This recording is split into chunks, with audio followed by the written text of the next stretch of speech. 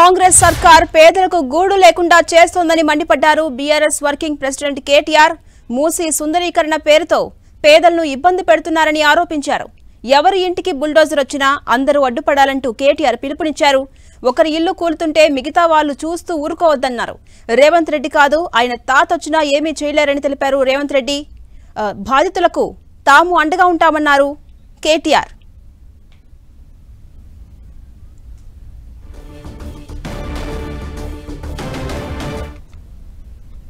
Hyderabad corporation election వస్తుందా? వస్తే వస్తారు కదా మళ్ళీ ఇంటికి అమ్మా అక్క దండం పెడతా ఓటేయని. అప్పుడు ఈ బలగొట్టాలి కాంగ్రెస్ వాళ్ళు. ఈ బలగొట్టాలంటే కొట్టేరు, నిజం కొట్టగురి కొడితే మళ్ళీ ఈ పోలీసు వాళ్ళు కేసులు పెడతారు. ఆయన కొట్టగురి ఓట్లతో జాడిచ్చి తను అర్థమైందా? ఓటుతోనే జాడిచ్చి తన్నాలి. ఇంటి మీదకి వస్తే మాత్రం ఇంటి మీదకి వస్తే ఏం చేయాలి? మా ఆడబిడ్డలు ఏం చేయాలి? ఇళ్లలో సీపుర్లు ఉన్నాయా? కొత్త మంచిగా రెడీ చేసి పెట్టుకోరు. సీపుర్లు తీసి ఒక సాకల ఐలమ్మ లెక్క, ఒక రాణి రుద్రమ్మ లెక్క సీపులు తీసి రోకళ్ళు తీసి బయట నిలబడుర్రి. ఎవడొస్తాడో చూద్దాం. ఇక పక్క ఒకటి మాత్రం పక్క, మీ హక్కులు మీ దగ్గరికి వెళ్ళి గుంజుకునే దమ్ము ఏ నాయకుడికి లేదు. మీ కండగా కేసీఆర్ నాడు కేసీఆర్ తయారు చేసిన మేమందరం ఉన్నాం. మీ ఇల్లు పోకుండా చూసుకునే బాధ్యత మాది, మీకందరికి అండగా ఉండే బాధ్యత మాది. గట్టిగా ఉండుండ్రి. మీరు మొగోళ్ళు సిపాయిలు మీరందరూ ఫోన్లు పట్టుకొని అవతల వడకుర్రి. జర్రా ఇంటి మొఖాన్ని ఉండుండ్రి, ఇల్లు కాపాడుకోండి. బ్యానర్లు పట్టుకున్నట్టు కాదు, ఫోన్లలో వెంటనే ఫోన్లు కొట్టాలి, రెడీ ఉండాలి. మీ చుట్టాలు గిట్టాలు అందరిని పిలుచుకోవాలి. ఎక్కడ వాళ్ళు అక్కడ అవసరమైతే బుల్డోజర్ గడ్డంగా పండుకోవాలి. మమ్మల్ని దొక్కుకుంటా ఊరబాయి కానీ చెప్పాలి. అట్లయితే వీళ్ళందరూ చక్కగా అవుతారు తప్ప లేకపోతే రేవంత్ రెడ్డి లాంటి వాడు మంచి మాటకి వినడు. కాబట్టి దయచేసి ధైర్యంగా ఉండండి.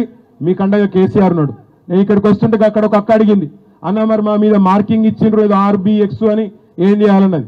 నేను ఒకటే చెప్తున్నా, RBX అని ఉంటే దాన్ని తుడిచిపారేసి కేసీఆర్ అని రాయండ్రి.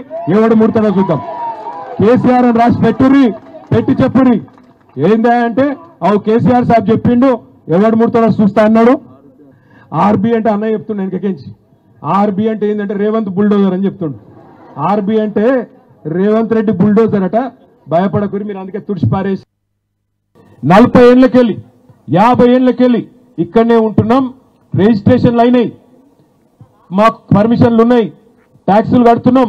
ఏ లెక్కన గులగొడతావు అని అడగాలి. ఇలా ఇందిరమ్మ రాజ్యం అన్నాడు.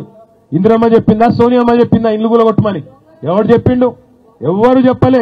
ఇందిరమ్మ రాజ్యం ఇల్లు కట్టిస్తా అన్నావు, ఇల్లు గులగొడతా అని చెప్పలే. మీరు గెలిపించిన ఎమ్మెల్యే మీకోసం కాలేని వెంకటేశు నేను అడ్డం వస్తా అని చెప్పి ఆయన ఇక్కడ నిలబడ్డాడు. మరి నేను ఒక్క మాట అడుగుతున్నా మిమ్మల్ని, నేను ఒక్క మాట అడుగుతున్నా, మీరు గెలిపించిన ఎంపీ ఏడవేండు? మీరు గెలిపించిన ఎంపీ, మీరు ఓట్లేసి అంబర్పేట నుంచి గెలిపించిన కిషన్ రెడ్డి ఏడవేండు? ఎందుకు మాట్లాడతలేడు? మరి ఏం అదలు మా ఇద్దరు ఏమైనా బదులుకున్నారా ఏంది? కిషన్ రెడ్డి రేవంత్ రెడ్డి బదులుకున్నారా గరీబ్ గాలను లేపేమని? బయటికి చెప్పే లెక్కలు వేరున్నాయి, లోపల లెక్కలు వేరే అలాగే ఉన్నాయి. బయటికి ప్రభుత్వం చెప్తుంది దగ్గర 18,000 20,000 మంది పోతారని చెప్తుంది, కానీ లోపల లెక్కలు వేరే ఉన్నాయి.